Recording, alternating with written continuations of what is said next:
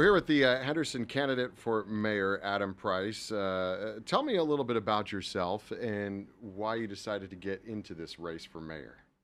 So, I think one of the main reasons is Henderson is at a turning point, and its citizens are at a turning point, or its residents are at a turning point. Um, I feel like a lot of people in this city don't feel like it works for them. It only works for the people at the top. So that's part of the reason why I decided to jump into this race. I didn't see any other good options. And as far as myself, I was born in a suburb of LA to a single mom, very modest upbringing. She did her best to raise both me and my sister as she could. Um, she was later diagnosed with breast cancer, and she passed away by the time I was 22, unfortunately. But my father passed when I was 7. So, you know, in my life, I've had to uh, kind of be the leader as the only boy in the household.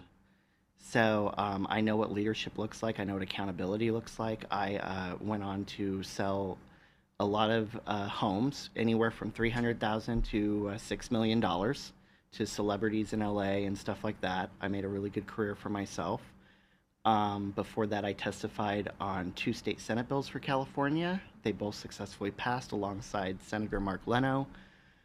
Before that, after that, after real estate, I had went on. We moved here during the pandemic, Hmm. and um, my husband asked me. He goes, "Well, do you want to sell real estate here?" And I said, "No, I'm really looking to do something different." I always loved when I sold real estate. I more enjoyed handing the keys over to the first time home buyer of the $300,000 home than I did of the $6 million home, because I felt like I was actually, helping people.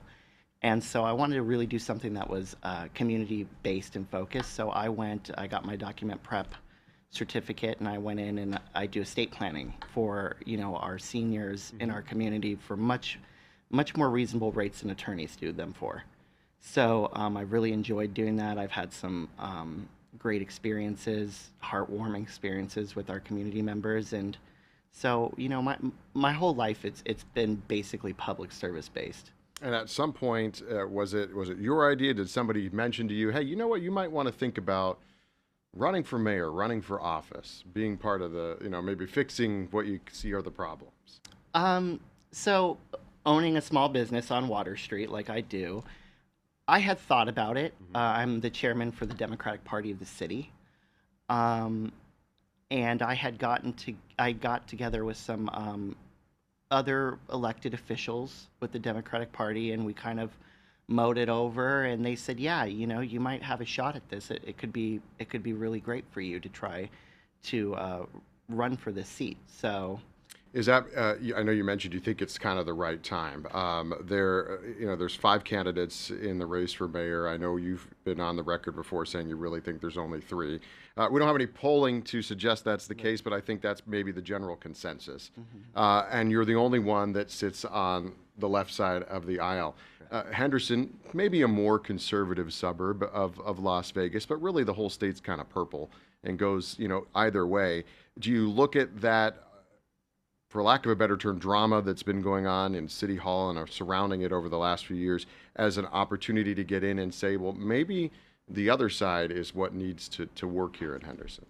So the drama, regardless of right or left, or Republican or Democrat, if you will, it's a nonpartisan race. It's not that nonpartisan, though, when you've got a current mayor that goes to Carson City and lobbies on behalf of Joe Lombardo. So it is really a partisan race. They've made it nonpartisan because they're city officials. But listen, everybody's got their pockets somewhere, um, hands in pockets, I should say. But as far as the drama goes, regardless of right or left or Republican or Democrat, I think that we need to be really working for the taxpayers. And this drama that has gone on is completely ridiculous. It's uncalled for. It never needed to happen. And quite frankly, 3 of them are, including this mayor, have completely blown everything out of proportion. And people don't want to see that. If I often say, if I wanted Bravo TV, I'd stay at home. I can watch it at home. I don't need to watch it play out at City Hall. I was looking at your website and talking about, let's talk about some of the issues. One of the ones, and I know with your real estate background, this is really forefront for you, but the housing in the city of Henderson, making it more affordable. Not only, I mean, housing market is the housing market. You know better than anybody else. It's what people are willing to pay for something that it'll sell for. But in this area, in the valley as a whole, we do have a lot of corporate ownerships of homes. So what is your plan to work on that? So as you know, the Las Vegas Valley last year, home sales, 30% of those home sales went to big corporations. My plan is to we've set in regulations for Airbnbs in the city. We can easily come to a conclusion to set in regulations for big corporations buying up single family homes. It's not fair. It's not fair to my generation. It's not fair to even the senior citizens they're struggling now to afford homes. It's just driving up costs and it's making everything unattainable. The American dream has turned into the American nightmare. So we've got to put a stop to it. I mean, it's one thing developing apartment buildings and doing that. This is completely different. This is killing the American dream. And I'm proud to be an American. I'm proud to be a U.S. citizen. And like anybody else, I built a business. I was successful at it, and that dream should be, we need to keep that going for everybody in America. So by allowing these big corporations to buy up these homes, it's not working for everybody. I was looking at, you have kind of a 12-point plan. That's part of it. What are some of the other issues that you think are at the forefront here in Henderson? So part of my 12-point plan, one of them is to deal with the unhoused crisis. It is a problem here in Henderson. It's been growing. We are the second largest city in the state of Nevada, and we do not have a homeless shelter. So one thing I would like to see done is I'd like to see us build a homeless shelter with mental health services, with substance use services, and a lot of those services can be donated, so it doesn't cost the city a ton of money. But at the end of the day, to basically punish these people when we have nowhere to send them is not fair for them either. Do you have a plan to pay for it? I mean, I know you talked about some of the services are donated, but the rest of it would have to come from It would the have city. to come out of the city budget. Okay. Yeah. You. But by the way, we spend a lot of money policing these people and using resources to deal with them just wandering around. So I think we would see a payoff. Speaking of policing, I was speaking with one of the other candidates for mayor. They talked about the police department working with ICE. You've got some thoughts on that. It was on your website. You'd like to see them only work with the worst of the worst? Yeah, so listen, if somebody is here illegally and they break the law, then they need to be held accountable for that. Whatever a judge whatever a judge would say that looks like, whether it be leaving the country or serving time. However, we as Henderson and residents of Henderson do not need to be in the middle of this with our federal government. The federal government needs to deal with it. It's costing a lot of money. It's costing over $360 a day per person to keep them there. And 60 to 70% of them, from what I've been told, don't even have any crimes against them. They're just being held there as prisoners because they were trying to live the American dream, and they were going to immigration. Some of them have been picked up in immigration courts, as you know. When one of your website points was talking about infrastructure projects. When I asked for some folks to give me what would you ask candidates for Henderson mayor questions, a lot of times the Reimagine Boulder Highway project came up. You mentioned being a small business owner. So some of the small businesses along there are struggling a little bit, and then just drivers dealing with all the traffic. What can you do in the city hall to make that all run more smoothly? So I think the Boulder Highway project is a great example of what we've gotten wrong, and big interest involved as well. The incumbent, her husband and son work for Las Vegas Paving. I think it's a conflict of interest. And they got this big deal to help, redo the roads, and we're putting the bus in the middle of the intersection. And a lot of times you have people that are under the influence of, narcotics maybe, that are trying to catch their bus. It's going to be a problem. So the only thing that's already been voted on. There's nothing I can do about that. I would love to, and maybe we can build some bridges and some pathways where it's safer for the people riding the bus. Um, but with that being said, I think that's a good example of what we need to look at differently when we are doing infrastructure in the city. On the ballot, people are going to be able to vote on what they think about continuing to fund through a property tax the parks and recreation in Henderson. What's your opinion on that? So, Deborah March has been a big, huge, she's been a big, huge push for this, and I agree completely with her. The contract was made in the 90s. We are already pay that tax. Basically, the difference is keeping it in the city or losing it to the county general fund.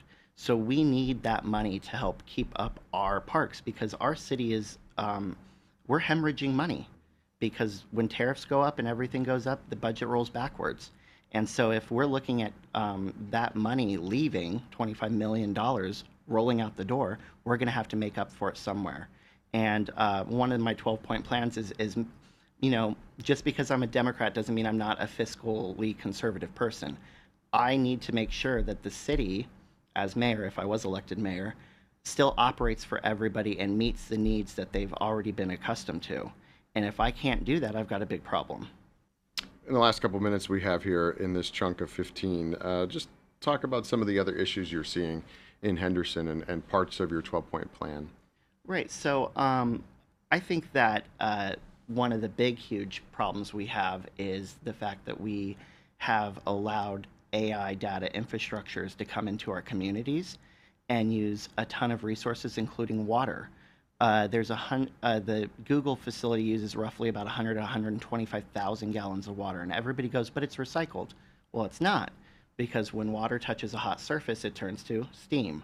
So we are burning through that water. We put an AI facility in the middle of the desert, the hottest place in the country. We've got to stop that. Also, it only employs 25 to 50 people. So one of my big pushes is to bring job creation to Henderson. Our unemployment rate is 5.5%. It's higher than the national average. And so if you're going to use that kind of land and resources, it damn well better be to bring jobs here and see some sort of job creation and growth. And union paying jobs as well. I know this, when you talk to the folks in North Las Vegas, they're pushing a lot for manufacturing and building out that way. There's still some space in Henderson for that. What kind of companies? I know you're talking about union paying jobs, but you want to see things made here in Henderson or in Nevada for that matter? We've got the Ocean Spray plant. We've got Levi Strauss. It's been here for years.